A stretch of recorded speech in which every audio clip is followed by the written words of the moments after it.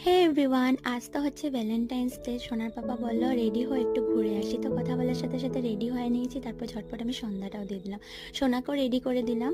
গাড়ি নিয়ে খেলছিল, যে বললাম যে টাটা যাব, দেখো উঠে বসে পড়লো। তো এসে বললাম ওই পার একটা 10-11 রেস্টুরেন্টে।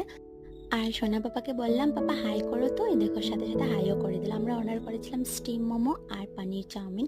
সোনা পাপা চাউমিনটা একটু খেতে পারবে, তার জন্য এটাই অর্ডার করেছিলাম। তো আমি একটু ঠান্ডা করে ওকে আলাদা প্লেটে দিয়েছি, ও নিজে নিজে খাওয়ার চেষ্টা করেছিল।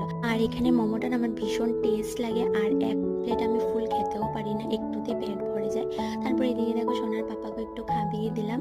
এই বিশেষ দিনগুলোতে বাইরে এসে একটু কোয়ালিটি টাইম স্পেন্ড করতে পারলে নিজেরও ভালো লাগে। আর এই দুজন মানুষ আমার কাছে এত বেশি ইম্পর্টেন্ট, মানে ওরা পাশে থাকলে আমি জীবনের সমস্ত দুঃখকে যেন পার করে নিয়ে যেতে পারবো।